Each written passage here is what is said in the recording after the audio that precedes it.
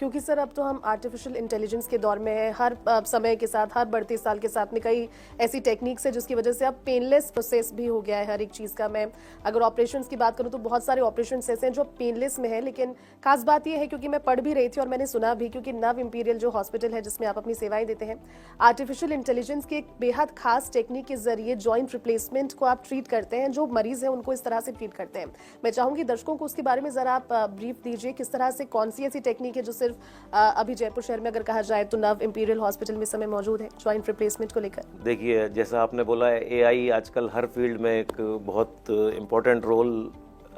अदा कर रहा है, और इसी तरीके से हेल्थ सेक्टर में भी बहुत सारे स्ट्रीम्स ऐसे हैं जिसमें एआई अब धीरे धीरे इनकॉर्पोरेट हो रहा है। जॉइंट रिप्लेसमेंट की हम लोग एआई इनेबल्ड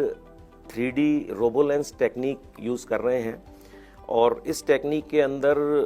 आर्टिफिशियल इंटेलिजेंस की मदद से बहुत ही हम प्रिसीशन के साथ इस ऑपरेशन को कर पाते हैं। ये एक सीटी बेस्ड टेक्निक है। सीटी बेस्ड मतलब सीटी स्कैन, आपने नाम सुना होगा। तो पेशेंट के जॉइंट का सीटी स्कैन पहले किया जाता है, और वो इस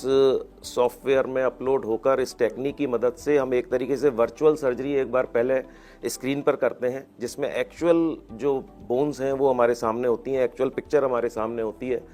सारी प्लानिंग उस सॉफ्टवेयर के थ्रू उस स्क्रीन पर होती है,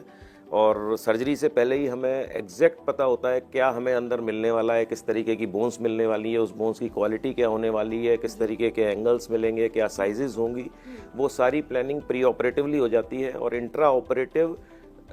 आर्टिफिशियल रोबोलेंस की मदद से हम उसको वापस एक बार वेरीफाई करके और इस सर्जरी को करते हैं। तो ये कन्वेंशनल सर्जरी से ज़्यादा प्रिसाइज है, ज़्यादा फास्ट है, थोड़ा छोटे चीरे के साथ ये हो जाती है कंपैरेटिवली उससे, और रिकवरी कंपैरेटिवली फास्टर इसमें रहती है।